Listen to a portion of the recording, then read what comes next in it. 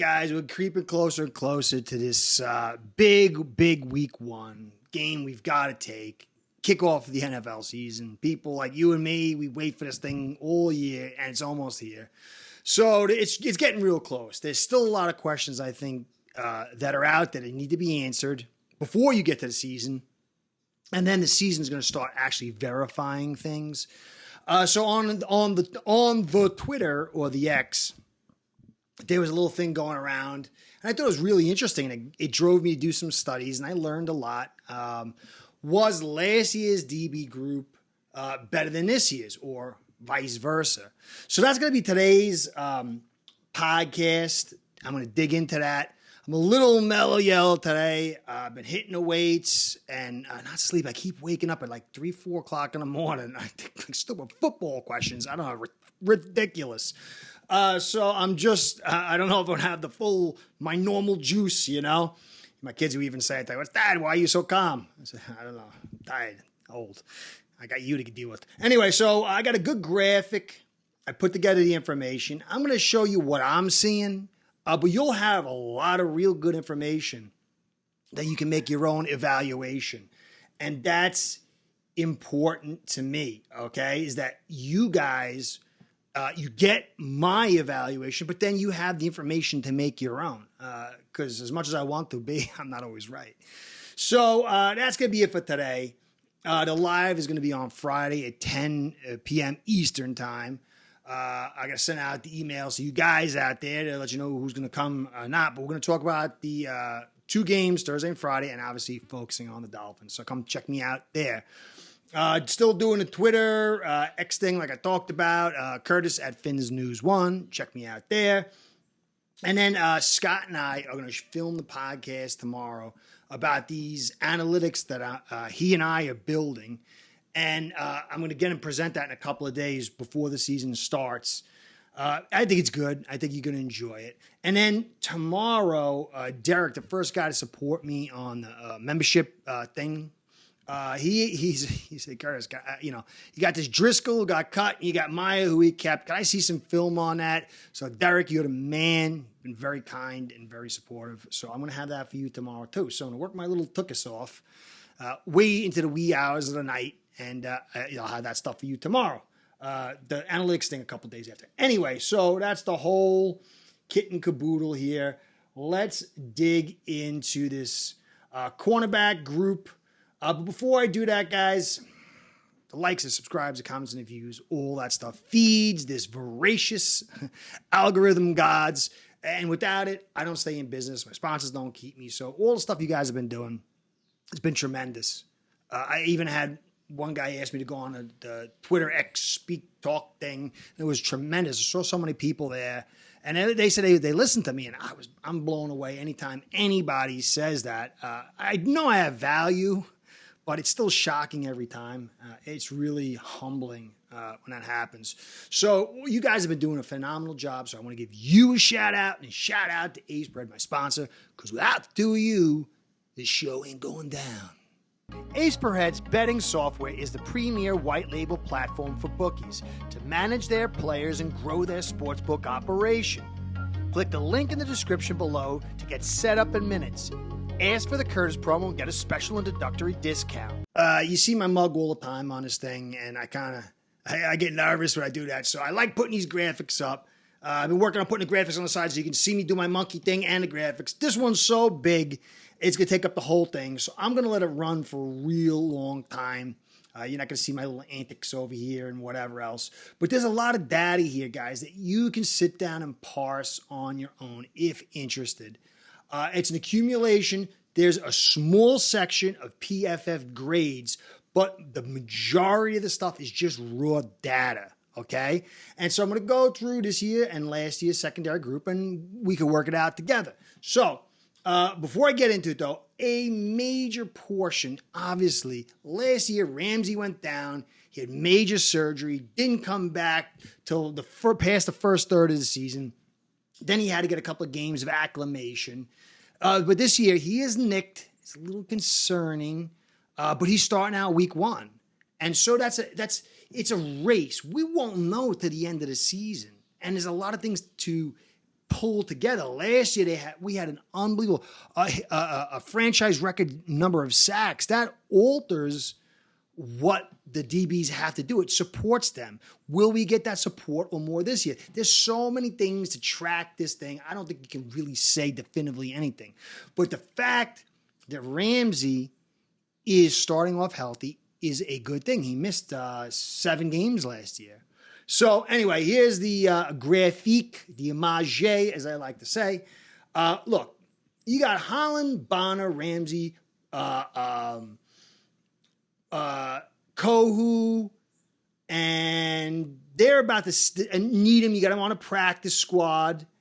Those are the guys that are coming back. That's a decent amount of guys that are coming back. And so the differences, you can see in the red, you can see Deshaun Elliott is gone. Poyer and May are new. Bethel is gone. Campbell is back from last year. Nickerson, Joseph is gone. Needham's here, but he's in the backdrop. He was kind of in the backdrop last year, so the fact that we got him on a practice squad, I think is a win. Eli, bad apple. Oh, my Lord. Thank the Lord. Thank you. He's gone. And then you got Xavier Howard's gone, and then you're swapping him with Fuller, and then Brandon Jones is gone. But the core is pretty much the same. You're flip-flopping safeties a little bit, and then you're flip-flopping your boundary corners. Now, Ramsey, like I talked about, Deshaun Elliott had a really good season for us. I mean, that fumble he caused on Dallas at the 1 changed the course of our season. I thought he did really good. He got injured, though, a couple of times. Gave up 3 touchdowns. Had a 114 quarterback rating. He was more of a physical presence. Had some nice pass coverage, but he was a little victimized.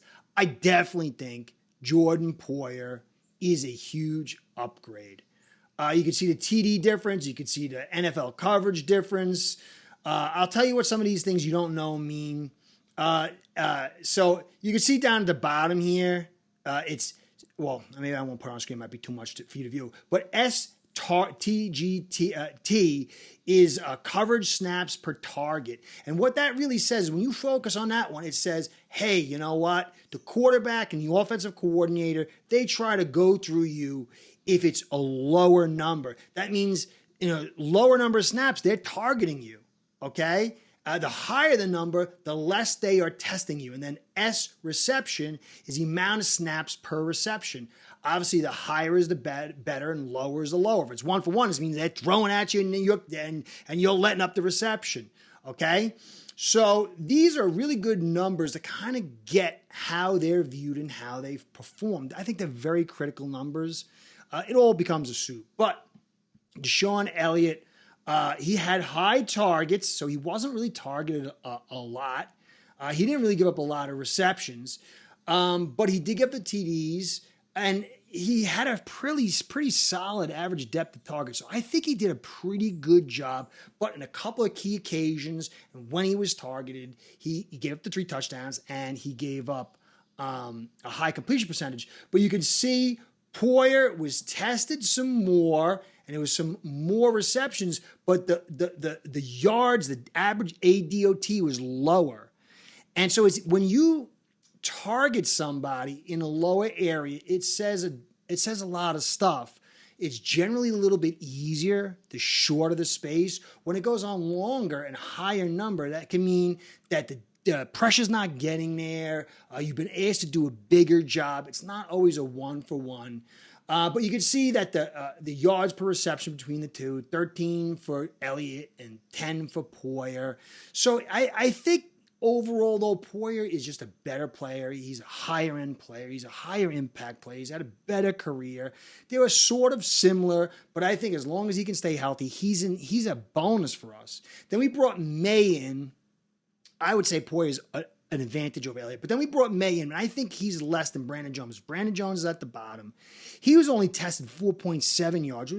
It's easier to get that ball out, but it's sort of an easier job too on occasion. He wasn't tested much. 20, you can see STGT, 25, once out of every 25 snaps he was tested. And the reception was 1 out of 34.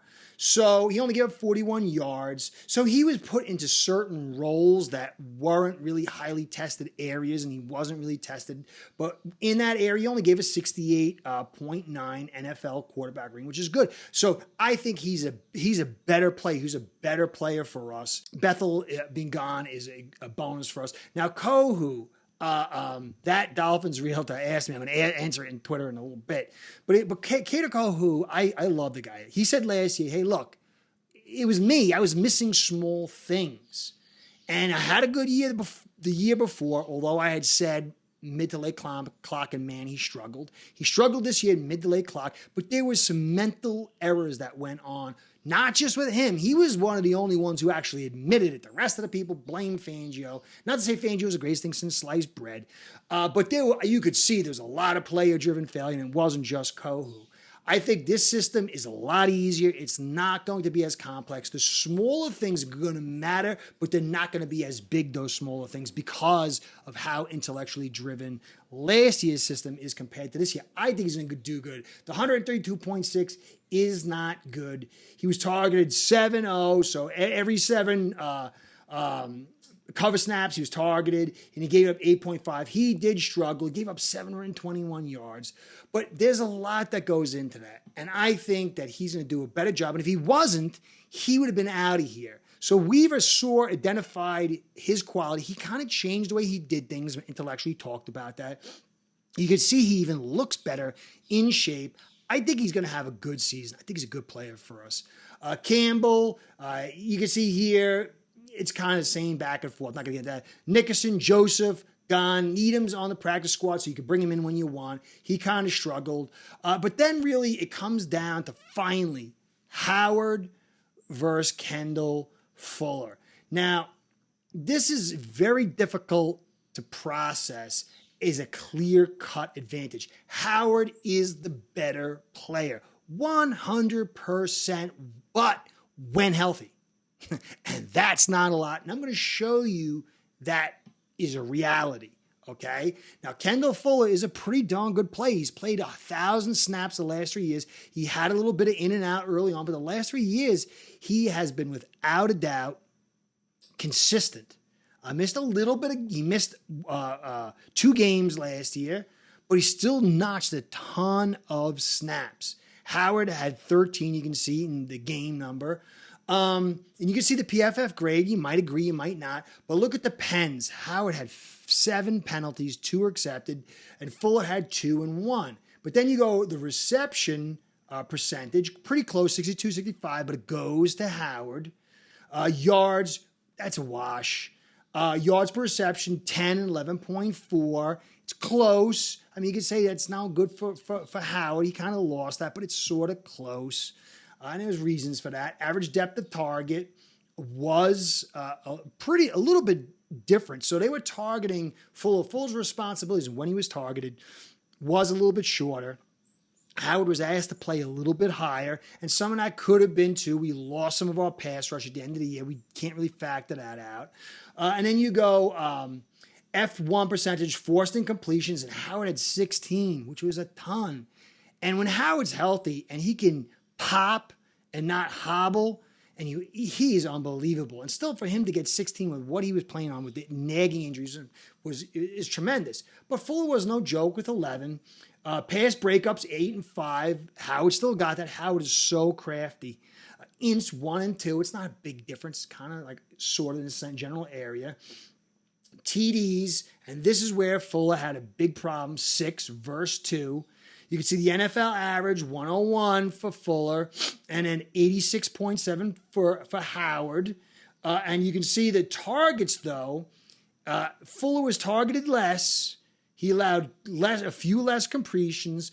But when you look at Howard and you see that he was 6.3 targets. So every 6.3 cover snaps, he was targeted. That's extraordinarily high. He was the fifth worst on the Dolphins. Guys like Bonner and Apple and Cam Smith were ahead of him. So he started getting attacked, and he was allowing them 10.1, one reception every 10.1 coverage snaps, which was the eighth lowest. So he was the bottom rung as far as coverage, although there was bits here where you could see with the breakups.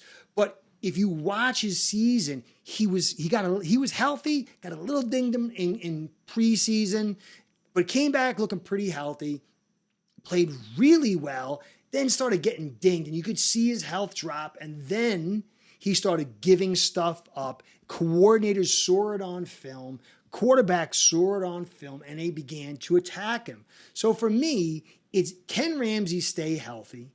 Will Kato Kohu be better in this system? Will May prove to be a guy who can have bigger coverage responsibilities than Brandon Jones? And really, ultimately, I said in a little Twitter thing, I'll take 90% Fuller than 70% Howard. Howard's unbelievable. At 90% Howard is better than 100% Fuller. But we don't get Howard like that. And so can Fuller stay healthy? Can he notch a season like the last 2 or 3 seasons where he's mostly healthy? He's logging really good snaps. And remember, too, they dumped their DNs halfway through the season. It wasn't a great defense. It was a team that was kind of like rolling over to die. No offense. And so you got to use that as a mitigating factor where Howard had a franchise record pass rush. So I leave it for you to decide. I think there's a few variables we've got to wait to see how it plays out. If Ramsey goes down, bad news. Fuller goes down, bad news, because an injured Fuller is not going to be able to play as well as an injured Howard. Howard's just so crafty. It's unbelievable that he plays the way he does as far as big impact plays, as hurty as he is. Can Kato Kohu take a step forward? I didn't mention Neal because he's a special teamer. Maybe he'll do well. I didn't mention Storm Duck because I don't know how he's going to play, but I'm sure Storm Duck is going to be better than Apple. I mean, he wouldn't be as good as Apple in Fangio's system because Apple's a vet. But in this system, I think he will. So that's the way I see it. I think we have to wait and see. But the majority of this thing is the same. And Bonner, who you got to check him out on the dive bar, really a guy that you like, humble, intelligent. The dive bar did a really good job to present this guy. And this guy, he seems like a real winner to me. Now he's experienced. He's got the nervous Nellies out. And so he'll be a little better getting some stripes from last year. But Poyer is a big piece as well. May, like I said, with the over-the-top coverage and cover depth. So I think there's a strong potential this could be a better unit, but I don't think it's a given. And I think a lot of that's going to depend on the run stop and the pass rush. And so adding context in will take time, and that's what I think. What do you think? Let me know. Let me know in the comments below. I saw that in one of the YouTube things somebody said. And let me know what you think. I do. I love your comments, but let me know. Anyway, Curtis saying, be well, go Fins. Curtis out. Start building your own online sportsbook today by getting signed up with aceperhead.com service that'll allow you to book action on sports from all around the world.